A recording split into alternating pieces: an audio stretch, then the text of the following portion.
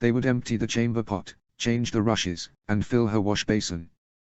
Twice a day they would come with food. Once a week they would bathe her.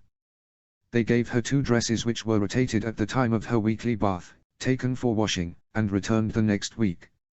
5 servants attended her, no more. She saw pity in their eyes, even when they refused to speak.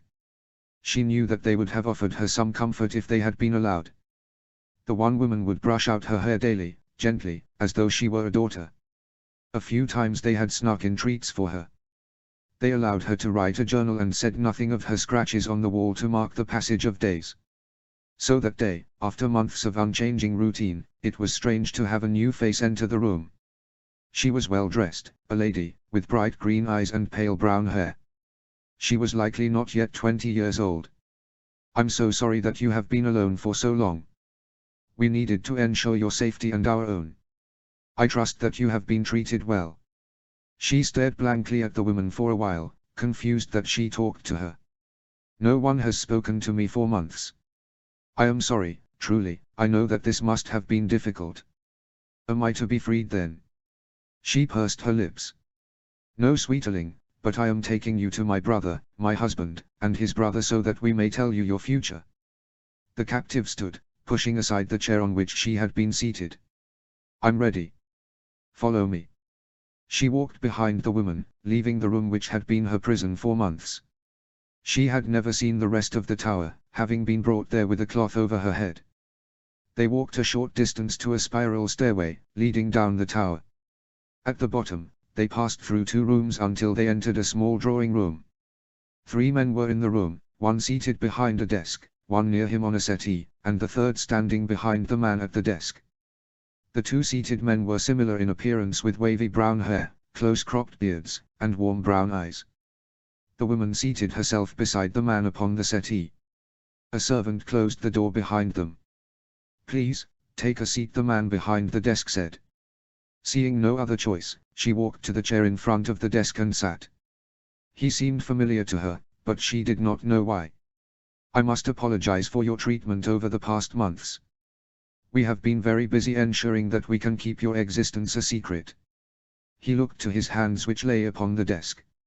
He was picking at the grain of the wood with his fingers. "Is my safety of importance to you? Or am I solely your prisoner?" "A little of both, my lady," the man on the settee replied. She knew his voice. She had heard him clearly the night she had been taken prisoner. The first man spoke again. "You are important, a piece in the much bigger game.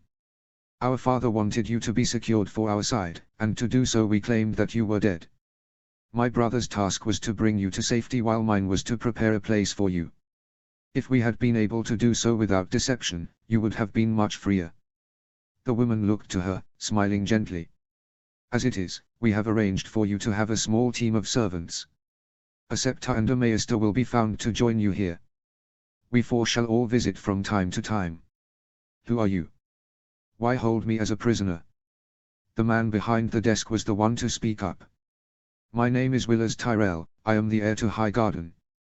This is my brother Sir Garlon, who brought you here, and Lady Leonette is his wife.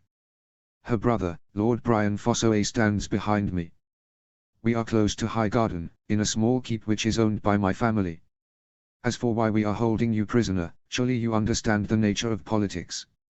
Your uncle claimed the crown of the 7 kingdoms when it should have passed to your father, Lord Stannis Baratheon. While my family sided with his grace, King Renly, we also know your importance, Lady Shireen." He pushed back in his chair, considering her with care. "You are Robert Baratheon's true heir. Even your uncle understood that, and while he didn't order your execution he seemed rather unconcerned with your safety. Seeing the opportunity, we took you into our care." He looked to his brother, who continued the tale. "We do not have as much faith in the king as we have professed. Our father sits as his hand, and our sister is married to his queen's brother.